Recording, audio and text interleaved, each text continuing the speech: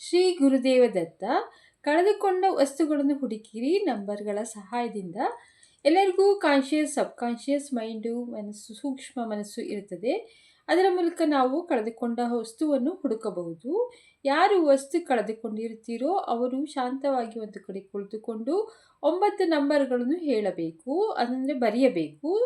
Spontaneous ಆಗಿರಬೇಕು, ಅಂದರೆ ಪಟಪಟ ಅಂತ ಏನು ಯೋಚಿಸದೆ ಹೇಳುತ್ತಾ ಹೋಗಬೇಕು. ಅದನ್ನು ಸೇರಿಸಬೇಕು ನಂಬರ್ಗಳು. ಅಂದರೆ ಎಕ್ಸಾಂಪಲ್ಲು ಈಗ 1 2 3 4 5 6 7 8 9 ಆ ಥರ ಹೇಳ್ಬೋದು. ಅಥವಾ ನಿಮಗೆ ಯಾವುದು ಇಷ್ಟವಾಗುತ್ತೋ ಆ ನಂಬರ್ಗಳನ್ನ ಹೇಳ್ತಾ ಹೋಗ್ಬೋದು. ಅಂದರೆ ಪಟಪಟ ಅಂತ ಹೇಳಬೇಕು. 5 9 2 3 6 7 1 6 ಹೀಗೆ ಅದನ್ನು ಆ್ಯಡ್ ಮಾಡಬೇಕು. ಈಗ ಇಲ್ಲಿ ಎಕ್ಸಾಂಪಲ್ ಕೊಟ್ಟಿದ್ದೀನಿ, ಅದನ್ನು ಆ್ಯಡ್ ಮಾಡಿದ್ರೆ 45 ಬರುತ್ತದೆ. 45ಕ್ಕೆ 3 ಸೇರಿಸಬೇಕು. ಅದು ಸೇರಿಸಿದ ಮೇಲೆ 48 ಆಗುತ್ತದೆ. 48 ನಂಬರ್ಗೆ ಏನು ಇರುತ್ತದೋ ಅದು ಓದಿಕೊಂಡು ತಿಳಿಯಿರಿ. ಮೊದಲು ಈಗ ಒಂದು 15 ನಂಬರ್ ಒಳಗೆ ಹೇಳಿರ್ತೇನೆ. ಒಂದು ನಂಬರ್ ಬಂದರೆ ನಿಮ್ಮ ವಸ್ತು ರೂಮಿನಲ್ಲಿ ಇದೆ, ಅದನ್ನು ಕರ್ಟನ್ ಹತ್ತಿರ ಹುಡುಕಬಹುದು ಅಥವಾ ಮಕ್ಕಳಿಗೆ ಅದರ ವಿಷಯ ಗೊತ್ತಿರಬಹುದು.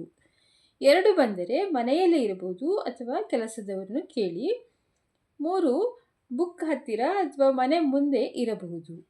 4 ಅದು ಮಿಸ್ಪ್ಲೇಸ್ ಆಗಿದೆ, ಅಂದರೆ ಕಳೆದಿಲ್ಲ, ಹುಡುಕಿದರೆ ಸಿಗುತ್ತದೆ. 5 ಹ್ಯಾಂಗಿಂಗ್ ಹುಕ್ ಹತ್ತಿರ ಇರಬಹುದು ಅಥವಾ ಮನೆಯಲ್ಲೇ ಇರಬಹುದು. 6 ಚಪ್ಪಲಿ ಬಿಡುವ ಜಾಗದಲ್ಲಿರಬಹುದು.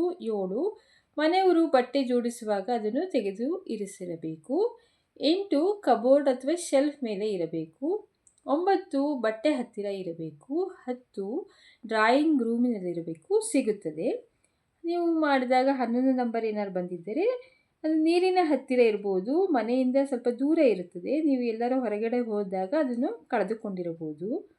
12 ಅದು ಸೇಫ್ ಆಗಿದೆ, ಹುಡುಕಿದರೆ ಸಿಗುತ್ತೆ, ನೀವು ಕೆಲಸ ಮಾಡುವ ಸ್ಥಳದಲ್ಲಿ ಹುಡುಕಿ. 13 ಮನೆ ಅಥವಾ ಆಫೀಸ್ನಲ್ಲಿ ಹುಡುಕಿರಿ. 14 ಸಿಗೋದು ಕಷ್ಟ, ಆದರೆ ಹುಡುಕಿ ಕ್ಲೀನಿಂಗ್ ಮಾಡೋ ಸ್ಥಳದಲ್ಲಿ.